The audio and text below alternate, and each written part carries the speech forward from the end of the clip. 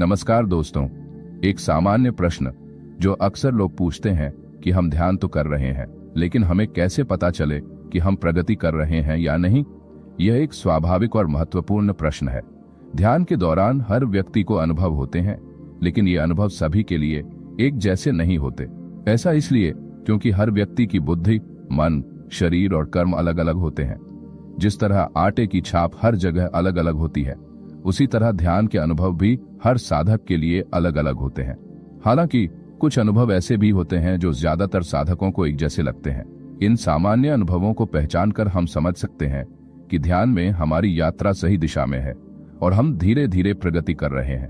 अक्सर हम ध्यान के इन अनुभवों को स्पष्ट रूप से समझ नहीं पाते। यही कारण है कि ध्यान की प्रक्रिया किसी सच्चे और अनुभवी सद्गुरु या तपस्वी के मार्गदर्शन में ही करनी चाहिए। उनके साथ रहने से किसी भी संदेह या जिज्ञासा का तुरंत समाधान हो सकता है। याद रखें, ध्यान कोई साधारण क्रिया नहीं बल्कि एक गहरी और सूक्ष्म प्रक्रिया है। इसे वीडियो देखकर करना ही काफी नहीं है। यह प्रक्रिया हमारे भीतर ही होती है और इसके लिए हमें एक सच्चे मार्गदर्शक की जरूरत होती है। मैंने ध्यान के दौरान कई अनुभव देखे हैं।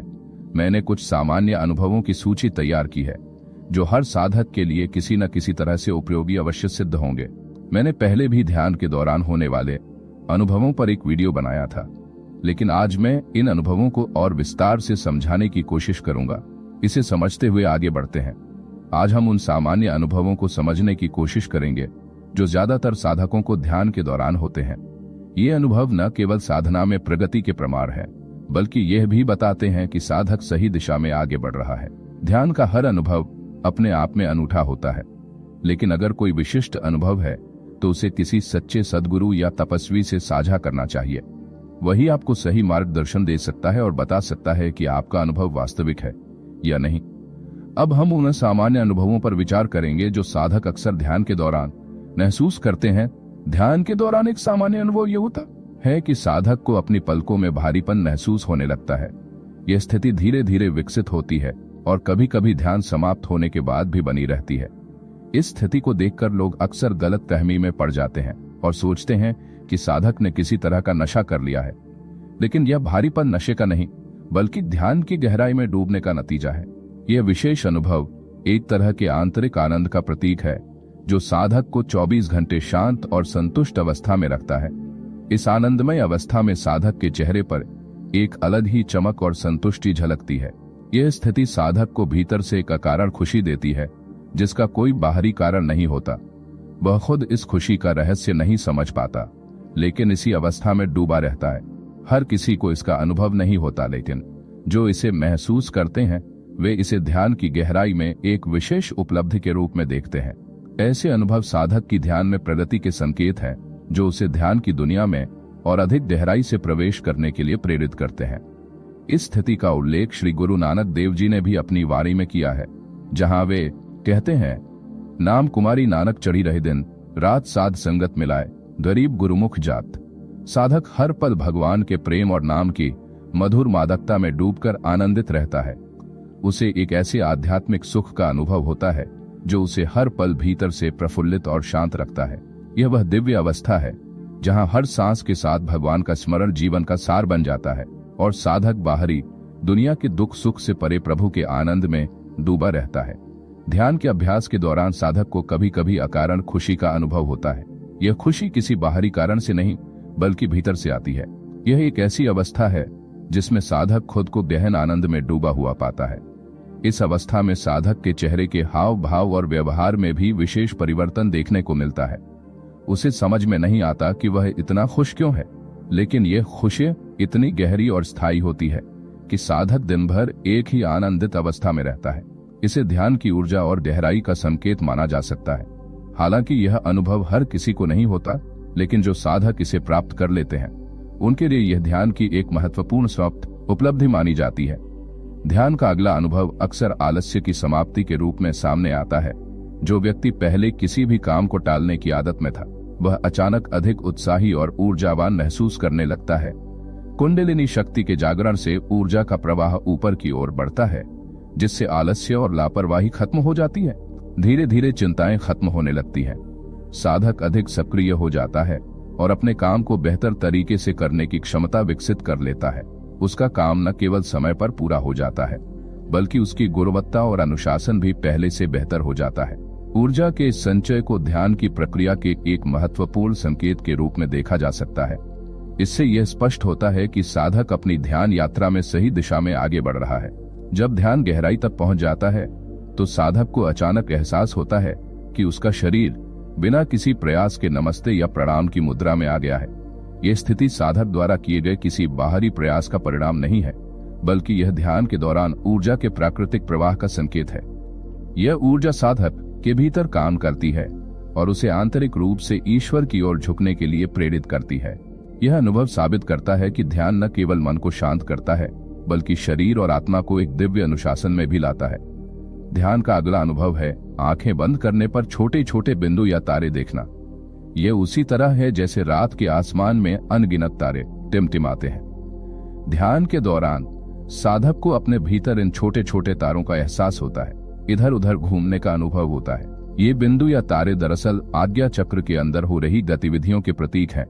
जब आज्ञा चक्र सक्रिय होने लगता है तो साधक को इन हल्के बिंदुओं या चिंगारियां का एहसास होता है। यह ऊर्जा के ऊपर उठने का संकेत है जो धीरे धीरे चक्रों को जगाने की कोशिश कर रही है। यद्यपि इस अवस्था में ऊर्जा पूर्ण रूप से जागृत नहीं होती, लेकिन इससे यह स्पष्ट होता है कि साधक की साधन सही दिशा में आगे बढ़ रही है। एक और अनुभव तब होता है जब साधक को ध्यान के दौरान कुछ विशेष महसूस नहीं होता, लेकिन जब वह शांति से सो जाता है तो शरीर के भीतर ऊर्जा का प्रवाह स्पष्ट रूप से महसूस होता है।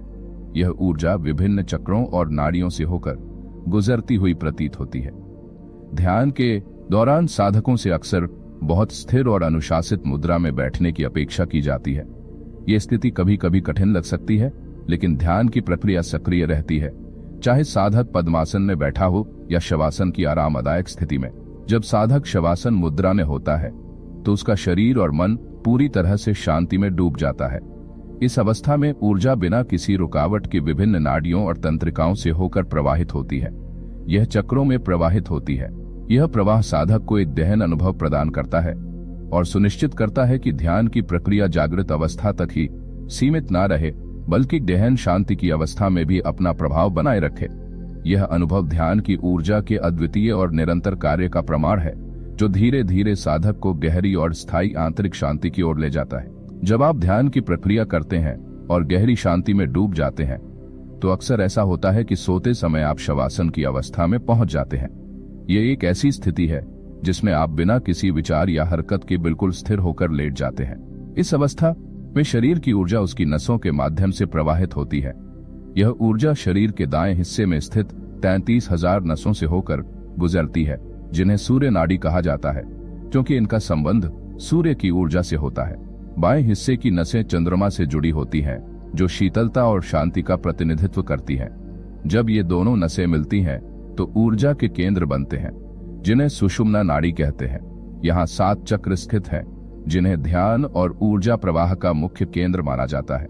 ध्यान के दौरान कई बार साधक को इन चक्रों और नाड़ियों में होने वाली गतिविधियों का स्पष्ट रूप से एहसास होता है। यह स्थिति बिल्कुल स्वाभाविक है और इससे घबराने की जरूरत नहीं है। अगर आपको ऐसे अनुभव होते हैं तो यह ध्यान में प्रगति का संकेत हो सकता है। हालांकि यह जरूरी है कि ऐसे समय में कोई सच्चा सद्गुरु या तपस्वी आपका मार्गदर्शन कर सके। वे न केवल यह बता सकते हैं कि आपका अनुभव सही दिशा में है या नहीं, बल्कि यदि किसी प्रकार की समस्या है तो वे उससे उबरने का उपाय भी सुझा सकते हैं। मार्गदर्शन के बिना कई बार लोग इन अनुभवों से घबरा जाते हैं और ध्यान की प्रक्रिया छोड़ देते हैं। सकारात्मक अनुभव होने के बाद भी यदि उचित मार्गदर्शन न मिले तो लोग अभ्यास करना छोड़ देते हैं। इसलिए ध्यान के मार्ग पर चलते समय सच्चे गुरु का होना आवश्यक है। गुरु के बिना ध्यान में गहराई और स्थिरता प्राप्त करना कठिन हो सकता है। ध्यान में अक्सर होने वाला एक और अनुभव है ओम का स्वतः उच्चारण। जब साधक गहन ध्यान में होता है तो उसे लगता है कि उसके गले और मुंह से अपने आप ओम की ध्वनि निकल रही है। यह किसी बाहरी प्रयास का परिणाम नहीं है, बल्कि आंतरिक ऊर्जा के ऊपर की ओर बढ़ने का प्रतीक है। इस स्थिति में साधक को ऐसा लगता है जैसे वह ओम मंत्र का जाप कर रहा है। जाप करते रहना चाहिए और वह स्वाभाविक रूप से इस मंत्र का जाप करने लगता है। यह अनुभव साधक की ऊर्जा के उच्च स्तर और ध्यान की गहराई को दर्शाता है। इसे ध्यान में प्रगति का एक महत्वपूर्ण संकेत भी माना जाता है। ध्यान के गहन अभ्यास के दौरान कई बार साधक को अपने भीतर कोई पुराना मंत्र याद आने लगता है। यह मंत्र उसने कभी सुना है या किसी ने उसे सिखाया है। धीरे धीरे उस मंत्र का उच्चारण अपने आप होने लगता है। यह अनुभव साधक को अपने भीतर ऊर्जा और परिवर्तन का एहसास कराता है। मंत्र जप के साथ साथ साधक को अपने शरीर के भीतर एक नई ऊर्जा का प्रवाह महसूस होता है। इसके साथ ही कई बार घंटियों की मधुर ध्वनि सुनाई देती है। यह अनुभव ऐसा होता है जैसे कहीं दूर घंटी बज रही हो, लेकिन जब साधक अपनी चेतना पर ध्यान केंद्रित करता है तो उसे लगता है कि यह ध्वनि बाहर से नहीं बल्कि उसके भीतर से आ रही है। इसी तरह कई बार शंख की ध्वनि सुनाई देती है। साधक को ऐसा लगता है जैसे कोई शंख बजा रहा है, लेकिन यह ध्वनि भी उसके भीतर से ही आती है। यह अनुभव साधक के भीतर की गहन ऊर्जा और उसके चक्रों के जागरण का होता है। यह बताता है कि इसे अनाहत नाद कहते हैं, जो ध्यान की गहराई और नाद योग का एक हिस्सा है। नाद योग के माध्यम से साधक यह समझ जाता है कि बाहरी ब्रह्मांड की हर ध्वनि और हर ऊर्जा उसके भीतर समाहित है। जब ध्यान गहरा होता है तो वही बाहरी ध्वनियां जो घंटियां, शंख या अन्य वाद्यों के रूप में प्रकट होती हैं, वास्तव में साधक के भीतर की ऊर्जा और चेतना का संगीत होती है। इसके अलावा ध्यान का एक और अनूठा पहलू यह है कि इसका साधक के शारीरिक स्वास्थ्य पर भी सकारात्मक प्रभाव पड़ता है। कई बार ऐसी छोटी मोटी बीमारियां जो लंबे समय से बनी हुई हैं और दवाइयों से भी ठीक नहीं हो रही हैं, ध्यान की प्रक्रिया से धीरे धीरे समाप्त हो जाती हैं। जब साधक का मन शांत हो जाता है तो शरीर में ऊर्जा का प्रवाह सुचारू हो जाता है और बीमारियां अपने आप ठीक होने लगती हैं। उदाहरण के लिए माइग्रेन जैसी समस्या को ही ले लीजिए। चिकित्सा विज्ञान के अनुसार माइग्रेन का कोई स्थायी इलाज नहीं है। कई लोग इसे जीवन भर झेलते हैं। मुझे भी माइग्रेन की समस्या थी जो करीब 5 साल तक चली, लेकिन ध्यान की निरंतर प्रक्रिया ने धीरे धीरे इसे समाप्त कर दिया। मुझे पता ही नहीं चला कि यह समस्या कब पूरी तरह से खत्म हो गई। इसका मतलब यह है कि ध्यान से ऐसी समस्याओं का समाधान हो सकता है जिनका इलाज चिकित्सा विज्ञान द्वारा सीमित है। ध्यान शरीर की ऊर्जा को संतुलित करता है और यह संतुलन बीमारियों को खत्म करने में मदद करता है। यह अनुभव बताता है कि ध्यान न केवल मानसिक शांति का साधन है, बल्कि शारीरिक और आंतरिक स्वास्थ्य का भी स्रोत है। ध्यान के दौरान जब हमारी आंतरिक ऊर्जा संतुलन में आती है तो यह शरीर की उन समस्याओं को दूर करने में मदद कर सकती है जो अक्सर ऊर्जा के अवरोध के कारण उत्पन्न होती है। शरीर में दर्द और अन्य समस्याओं का मुख्य कारण यह है कि प्राण शक्ति का प्रवाह कहीं न कहीं बाधित हो जाता है। यह रुकावट ऊर्जा के असंतुलन को जन्म देती है, जो धीरे धीरे शारीरिक दर्द के रूप में प्रकट होती है। केवल भौतिक शरीर का अध्ययन करने वाले वैज्ञानिक और डॉक्टर इस ऊर्जा प्रवाह और जीवन शक्ति के रुकने के कारणों को समझने में असमर्थ है। उनका काम शरीर के भौतिक पहलुओं पर केंद्रित है, जबकि ध्यान शरीर और ऊर्जा के सूक्ष्म स्तर पर काम करता है। जब ध्यान के माध्यम से इन अवरुद्ध ऊर्जा धाराओं को फिर से प्रवाहित किया जाता है तो शरीर में दर्द और अन्य छोटी मोटी समस्याएं धीरे धीरे खत्म होने लगती हैं। हालांकि यह ध्यान रखना जरूरी है कि गंभीर या खतरनाक बीमारियां जो पहले से ही शरीर में स्थायी रूप से मौजूद है, उन्हें केवल ध्यान के माध्यम से ही ठीक किया जा सकता है। ऐसी स्थितियों में डॉक्टरों और चिकित्सा प्रक्रियाओं की आवश्यकता होती है, लेकिन ध्यान उस प्रक्रिया में मदद कर सकता है और शरीर को मजबूत बना सकता है, जिससे उपचार अधिक प्रभावी हो सकता है। अक्सर बीमारियां ऊर्जा असंतुलन के परिणाम स्वरूप उत्पन्न होती हैं और यह असंतुलन बीमारी के प्रकट होने से कई महीने पहले शुरू हो जाता है। ध्यान इस असंतुलन को ठीक कर सकता है और नई बीमारियों को उभरने से रोक सकता है। जो लोग नियमित रूप से ध्यान का अभ्यास करते हैं, वे अपनी ऊर्जा को संतुलित रखते हैं और इस प्रकार भविष्य में होने वाली संभावित बीमारियों से बच सकते हैं। हालांकि कर्म के परिणाम स्वरूप पहले से मौजूद पुरानी बीमारियों को सहना पड़ता है। इन समस्याओं का इलाज सर्जरी या अन्य चिकित्सा प्रक्रियाओं के माध्यम से ही संभव है। ध्यान और प्राणायाम इन प्रक्रियाओं में सहायक भूमिका निभाते हैं। यह कहना गलत होगा कि ध्यान के माध्यम से सभी प्रकार की बीमारियों को पूरी तरह से ठीक किया जा सकता है, लेकिन यह जरूर सच है कि ध्यान उन छोटी मोटी समस्याओं को ठीक कर सकता है जो प्राण के प्रवाह में बाधा के कारण होती हैं। ध्यान के माध्यम से जैसे जैसे ऊर्जा का प्रवाह सामान्य होता जाता है, ये समस्याएं अपने आप ही गायब हो जाती हैं। माइग्रेन इसका एक अच्छा उदाहरण है। यह एक ऐसी समस्या है जिसे अक्सर चिकित्सा विज्ञान में लाइलाज माना जाता है। माइग्रेन का कोई स्थायी इलाज नहीं है और यह समस्या लोगों को लंबे समय तक परेशान करती रहती है। लेकिन ध्यान के नियमित अभ्यास से माइग्रेन जैसी समस्याओं में भी 100% राहत संभव है। ऐसा इसलिए होता है क्योंकि ध्यान के दौरान विचार शांत होते हैं, जिससे मन और शरीर के बीच ऊर्जा का प्रवाह सुचारू हो जाता है। माइग्रेन जैसी समस्याएं धीरे धीरे कम होती जाती हैं और अंततः समाप्त भी हो सकती हैं। ध्यान के माध्यम से ऊर्जा को संतुलित करके जीवन को स्वस्थ और संतुलित बनाया जा सकता है। ध्यान के माध्यम से माइग्रेन जैसी समस्याओं से राहत पाना संभव है, लेकिन यह तभी संभव है जब मन पूरी तरह से शांत और विचारों से मुक्त हो। माइग्रेन सिर्फ साधारण तरीके से बैठने से ठीक नहीं होता। जब आप ध्यान में लगातार मन को शून्य अवस्था में रखते हैं तो धीरे धीरे माइग्रेन का दर्द कम होने लगता है। ये प्रक्रिया निरंतर अभ्यास और गहन एकाग्रता की मांग करती है। ध्यान का एक और अनूठा अनुभव यह है कि कभी कभी साधक को लगता है कि उसकी ऊर्जा एक हाथ से दूसरे हाथ में प्रवाहित हो रही है। यह अनुभव तब होता है जब ध्यान के दौरान ऊर्जा चक्रों से होकर बहती है। हमारे शरीर में 7 प्रमुख चक्र हैं जो ऊर्जा के केंद्र हैं। जब ध्यान की ऊर्जा सहस्रार तक पहुंचती है, जब यह चक्र तक पहुंचती है तो साधक को ऐसा लगता है जैसे दोनों हाथों के बीच ऊर्जा का आदान प्रदान हो रहा है। यह अनुभव हर किसी को नहीं होता, लेकिन जो लोग इसका अनुभव करते हैं उनके लिए यह ध्यान की गहरी अवस्था का प्रतीक है। ध्यान का एक और दुर्लभ अनुभव अपने शरीर को बाहर से देखना है।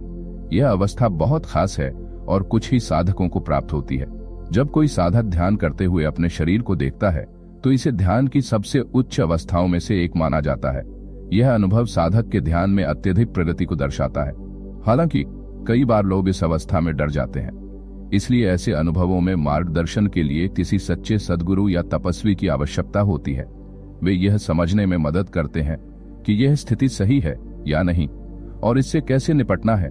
ध्यान का एक और खास अनुभव यह है कि साधक को लगता है कि कोई अदृश्य शक्ति लगातार उसकी रक्षा कर रही है। जब वह किसी गलत निर्णय के करीब होता है तो यह शक्ति उसे समय पर आगाह कर देती है। साधक को लगता है कि वह कुछ गलत करने वाला था, लेकिन किसी कारणवश वह ऐसा नहीं कर पाया। बाद में उसे समझ में आता है कि वह निर्णय न लेना उसके लिए कितना फायदेमंद था। यह अनुभव स्पष्ट रूप से दर्शाता है कि कोई दैवीय शक्ति उसे सही दिशा में ले जा रही है और बुरे कर्मों से उसकी रक्षा कर रही है। ये अनुभव न केवल ध्यान की प्रक्रिया को अद्वितीय बनाते हैं, बल्कि साधक को जीवन में सही मार्ग पर चलने और आत्म सुधार के लिए प्रेरित भी करते हैं। ध्यान के माध्यम से प्राप्त अनुभव अनगिनत और व्यक्तिगत होते हैं और हर साधक की यात्रा अलग होती है। ऐसे अनुभव ध्यान की गहराई और साधक की प्रगति के प्रमाण हैं। इन अनुभवों को समझने और उनका सही अर्थ निकालने के लिए हमेशा एक सच्चे मार्गदर्शक की संगति आवश्यक है। ध्यान में हर व्यक्ति का अनुभव अनूठा होता है। इसका कारण यह है कि हर व्यक्ति का मन, बुद्धि, शरीर और कर्म अलग अलग होते हैं। इन भिन्नताओं के कारण ध्यान की यात्रा में प्राप्त अनुभव भी सभी के लिए अलग अलग होते हैं। यह विविधता ध्यान की सुंदरता को दर्शाती है, क्योंकि यह हर साधक के लिए व्यक्तिगत और विशेष है। ध्यान में अनुभवों की यह यात्रा अंतहीन है। समय के साथ मैं और भी गहरे और सूक्ष्म अनुभवों को जानने और समझने की कोशिश करूंगा। इसके लिए वेदों, उपनिषदों और ध्यान और अध्यात्म से संबंधित शास्त्रों का गहन अध्ययन आवश्यक है। इन ग्रंथों में ज्ञान का अथाह सागर है, लेकिन इनका अध्ययन करना आसान नहीं है। यह एक ऐसा मार्ग है जो पूर्ण समर्पण और गहन चिंतन की मांग करता है। यदि आपको यह प्रयास प्रेरणादायक और उपयोगी लगता है तो कृपया हमारे वीडियो को साझा करें और सब्सक्राइब करें। ऐसा करके आप इस ज्ञान को और अधिक लोगों तक पहुंचाने में मेरी मदद करेंगे। आपका समर्थन और समर्थन मेरी साधना और इस आध्यात्मिक यात्रा को और अधिक समृद्ध और प्रभावी बनाएगा। आप सभी का बहुत बहुत धन्यवाद।